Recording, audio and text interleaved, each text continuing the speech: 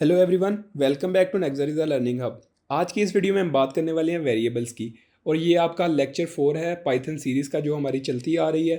तो इस वीडियो में हम पूरी कंप्लीट डिटेल में बात करेंगे कि वेरिएबल क्या होता है, वेरिएबल को कैसे इनिशियलाइज करवा सकते हैं, कैसे डिक्लेयर करवा सकते हैं, किस तरह से डाटा टाइप वर्क करती हैं और टाइप कास्टिंग क्या होती है। ईच एंड एवरीथिंग इस वीडियो में मैं कंप्लीट गाइड करूँगा आपको। तो वीडियो को ध्यान से देखिएगा। सबसे पहले बात कर लेते हैं हम कि वेरिएबल होता क्या है। वेरिएबल है सिंपल अल्फ़ाबेटिकली करैक्टर जिसके अंदर आप एक डाटा स्टोर करवा सकते हो। अब डाटा किस टाइप का होगा वो चीज़ें तो हम बाद में डिफाइन करेंगे, लेकिन सबसे पहले हम डाटा स्टोर करवा के देख लेते हैं। एक मैं सिंपली यहाँ पे एक नेम करके वेरिएबल डिक्लेयर करवा रहा हूँ। नेम इज़ इक्वल टू, उसके अंदर मैंने कोई ना कोई डाटा स्टोर करवाना है। तो मैंने डाटा उसके अंदर स्टोर करवा लिया, नेक्सरिजा लर्निंग हब। तो इस तरह से कुछ डाटा आपका जो है ना स्टोर हो जाएगा एक वेरिएबल के अंदर। अब पहले सबसे मैं आपको चीज़ बता दूं कि ये तो सिंपली मैंने आपको करके दिखा दिया कि एक वेरिएबल के अंदर डाटा स्टोर हो गया। अब जो टर्म यूज़ होती हैं इनिशियलाइजेशन, डिक्लेयर, लगती काफ़ी ज़्यादा डिफ़िकल्ट हैं बट है तो सिंपल। मैं आपको सिंपली डिफाइन कर देता हूँ कि जब आपने यहाँ पे लिखा नेम, नेम करके एक आपने वेरिएबल जब बना लिया ना, तो इस चीज़ को हमने कह दिया कि नेम आपने एक वेरिएबल डिक्लेयर करवा दिया। ठीक है, अब आपका ये वेरिएबल यहाँ तक डिक्लेयर हो गया। अब अगली टर्म यूज होती है initialization. What is initialization? Initialization is the process in which you can input a value in variable. मतलब कि एक सिंपल सा मेथड है जिसके ज़रिए से आप वैल्यू अपनी किसी भी वेरिएबल के अंदर स्टोर करवाते हो। लाइक कि आप वेरिएबल यूज़ कर रहे हो नेम के नाम का, तो उसके अंदर आप अपना कोई भी एक यूज़ कर सकते हो नेम। तो मैं यहाँ पे नेक्सरिजा लर्निंग हब भी लिखने वाला हूँ।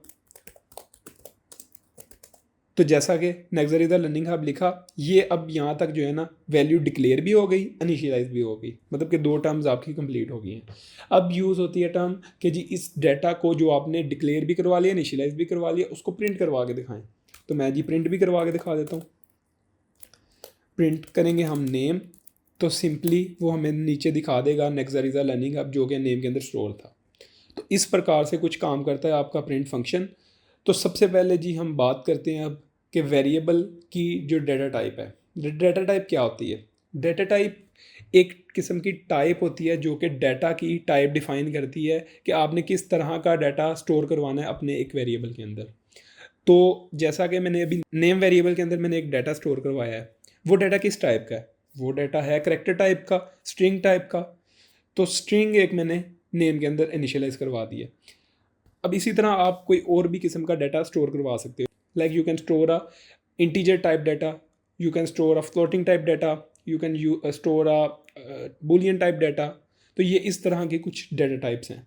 अब डाटा टाइप जो है हम ये सारी मैं आपको एक एक करके बताता चलता हूँ। पहले सबसे हम स्ट्रिंग की बात कर रहे हैं, तो स्ट्रिंग आपको समझ आ गई है कि कोई भी करैक्टर टाइप डाटा हो जिसके अंदर आपने कोई भी टेक्स्ट फॉर्म में लिखा हो, तो वो सारा आपका स्ट्रिंग होता है। इसको चेक करने का भी एक और फंक्शन है पाइथन के अंदर, तो वो भी मैं आपको करके दिखा देता हूँ। यहाँ से हमने प्रिंट के अंदर जाके लिखना है टाइप, कि हमने टाइप बता दें नेम की, कि नेम की टाइप क्या है जो कि हमने फंक्शन यहाँ पे डिक्लेयर करवाया हुआ है। तो वो उसने बता दिया str स्ट्रिंग। ठीक है, तो इस तरह से हमें पता चल जाएगा कि किस टाइप का डाटा आपके पास स्टोर्ड है। फिर हम बात कर लेते हैं एक और वेरिएबल की जो कि इंटीजर टाइप होगा। हम यूज़ कर लेते हैं वेरिएबल एज। एज जो है वो इंटीजर में स्टोर होती है, क्योंकि एज जो है आपकी मतलब गिनती में काउंट होगी 1 2 3 4, तो वो इंटीजर टाइप डाटा आएगा। अब मैं एज यहाँ पे रख रहा हूँ 20। तो 20 एज जो है वो सिंपली मैंने एज इज इक्वल टू 20 किया, तो इतने से काम से आपका वेरिएबल डिक्लेयर भी हो गया, इनिशियलाइज भी हो गया, वैल्यू स्टोर भी हो गई है। अब हम प्रिंट करवाने वाले हैं 20 को। तो मैं लिखूँगा प्रिंट एज, प्रिंट कर देगा 20। अब मैं लिखता हूँ प्रिंट टाइप एज। तो इसकी टाइप हमें तो पता क्या है, लेकिन हम फिर भी एक दफ़ा चेक कर लेते हैं कि कहीं गलती ना हो जाए। फॉर इंस्टेंस, तो हमने चेक किया जी टाइप है एज की इंट, इंटीजर। ठीक है, इसी तरह हमारे पास एक और किस्म की डाटा टाइप होती है जो कि यूज़ होती है फ्लोटिंग में। फ्लोटिंग डाटा टाइप वो होती है जिसमें आपका डेसिमल कोई भी स्टोर हो रहा हो। डेसिमल कहाँ पे यूज़ होता है? आपकी बहुत ज़्यादा जगह पे डेसिमल यूज़ होता है। लाइक आपकी हाइट में डेसिमल यूज़ होता है, आपके मार्क्स में डेसिमल यूज़ होता है, और काफ़ी ज़्यादा जगह पे डेसिमल यूज़ होता है। अभी मैं हाइट की बात कर लेता हूँ। Height is equal to, let's suppose height जो है मैं कहता हूँ कि एक शख्स है उसकी हाइट है 5.9 5 फीट 9 इंचज़। तो इस तरह से उसकी टाइप जो है मैंने स्टोर करवा दी हाइट इंचज़ के अंदर। अब मैं प्रिंट भी करके देख लेता हूँ इसे, तो वो प्रिंट करके हमें टाइप बता देगा कि ये फ्लोटिंग टाइप डाटा है। तो इसी तरह से आपका एक और डाटा टाइप यूज़ होती है जो कि बहुत ज़्यादा इंपॉर्टेंट है, वो है Boolean. Boolean type data type क्या होती है? बूलियन जो है वो ऐसी एक डाटा टाइप है जिसके अंदर आपको सिर्फ दो किस्म की अपॉर्चुनिटी मिलती है। आप उसके अंदर सिर्फ दो किस्म का डाटा टाइप स्टोर करवा सकते हो, या तो वो चीज़ सच है या वो चीज़ झूठ है। तो ये बहुत ज़्यादा सिंपल है कि या तो वो चीज़ ट्रू होगी या वो फॉल्स होगी। तो उससे देख लेते हैं कि किस तरह से उसमें डाटा स्टोर होता है। हम एक वेरिएबल स्टोर करवा लेते हैं कि इज़ पास, कि स्टूडेंट पास है कि नहीं है। तो इज़ पास को स्टोर करवाने के लिए मैंने कुछ इस तरह से डाटा लिखा, इज़ पास ट्रू है। तो अभी के लिए मैं ट्रू ही उसे मान के चल रहा हूँ क्योंकि हम हार्ड कोड कर रहे हैं, हर चीज़ खुद से डिफाइन कर रहे हैं। तो ट्रू लिख देते हैं। ट्रू लिख के प्रिंट कर रहा हूँ मैं उसकी टाइप इस पास की टाइप क्या आएगी? बूलियन, जो कि मैं आपको पहले बता चुका हूँ। तो इस तरह से आपने डाटा टाइप भी चेक करनी सीख ली, डाटा इनिशियलाइज भी करवाना देख लिया, डिक्लेरेशन भी करवानी देख ली, डाटा टाइप क्या होती है वो भी देख लिया, वेरिएबल क्या होता है वो भी देख लिया। ऑलमोस्ट ये वाली चीज़ें क्लियर हो गई हैं। अब हम चलते हैं थोड़ा सा एडवांस लेवल की तरफ। एडवांस लेवल ये है कि जब आप वेब डेवलपमेंट कर रहे होंगे तो वहाँ पे आपको एक फॉर्म शो हो रहा होगा, फॉर्म बनाना पड़ेगा।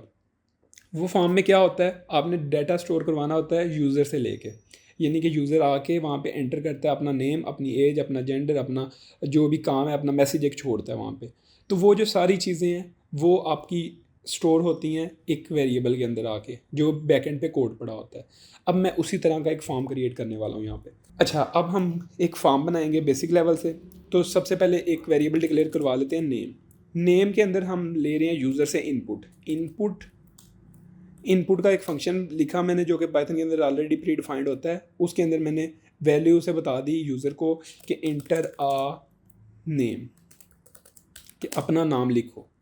ठीक है, तो जब मैं इस चीज़ को रन करूँगा ना तो वो मुझसे एक फॉर्म टाइप खुल जाएगा और वो मुझसे पूछेगा कि अपना नाम बताओ।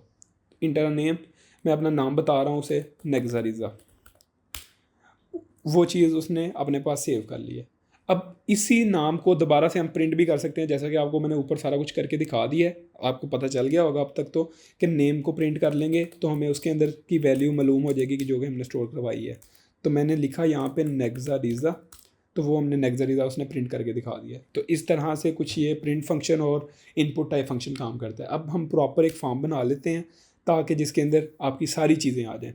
नेम बनाया, उसके बाद हम एज बात कर लेते हैं, एज की इनपुट करते हैं। अब एज को इनपुट जब करना है तो सिंपली वो चीज़ें तो सारी इनपुट तक तो यहाँ तक आपको पता है, लेकिन जो वैल्यू हम ले रहे हैं उसकी डाटा टाइप साथ बता देनी है कि ये इंटीजर टाइप ही डाटा स्टोर होगा, यानी एक रिस्ट्रिक्शन लगा रहे हैं हम उसके ऊपर कि सिर्फ इसमें इन टाइप ही डाटा आएगा। अगर यूज़र कोई और किस्म का डाटा पुट करना चाहे तो वो नहीं कर सकता। तो इस तरह से हम एज को रिस्ट्रिक्ट कर देंगे कि वो इंटीजर टाइप ही डाटा स्टोर हो उसके अंदर। इसको हम प्रिंट करके देख लेते हैं। नेम के अंदर मैं रख रहा हूँ नेक्जा रिज़ा और एज के अंदर हम यूज़ कर लेते हैं 20। तो उसने वो वाली चीज़ें स्टोर करवा ली हैं। अब नेम हो गया, एज हो गया, आप जेंडर यूज़ कर सकते हो। इस तरह से आप अपनी मर्ज़ी से जितने मर्जी वेरिएबल डिक्लेयर करवा के जो मर्जी डाटा उसके अंदर स्टोर करवा सकते हो। और एट लास्ट आप इकट्ठा इन्हें प्रिंट भी करवा सकते हो। किस तरह से वो भी मैं आपको बता देता हूँ। प्रिंट करवाने के लिए आपने लिखा नेम कॉमा, उसके अंदर आपने लिखा एज कॉमा, आपने लिखा जेंडर। तो ये उसने यहाँ से नेम के अंदर हम नेम ही लिख रहे हैं, एज के अंदर हम एज ही लिख रहे हैं, तो वो वहाँ से रिस्ट्रिक्शन लग गई। मैंने ये जानबूझ के लिख के आपको दिखाया है कि वहाँ पे हम सिर्फ इंटीजर टाइप ही डाटा स्टोर करवा सकते हैं। ये वहाँ पे जब आप फॉर्म बनाएंगे वेब डेवलपमेंट के अंदर करते हुए फॉर्म जब क्रिएट करेंगे तो वहाँ पे आपको ये रिस्ट्रिक्शंस का बहुत ज़्यादा फ़ायदा होने वाला है, क्योंकि यूज़र से हमने जब भी वैल्यू लेनी है तो वो कुछ भी वैल्यू दे सकता है।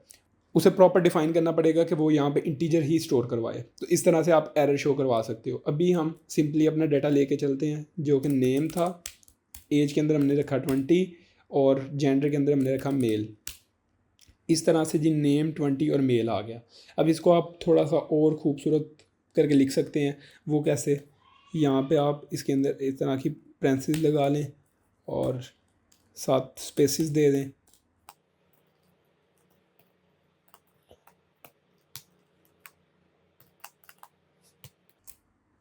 तो इस तरह से आप इसमें नेम, अपनी एज और अपना जेंडर दे के तो वो प्रिंट कर देगा हमें कुछ इस फॉर्म में।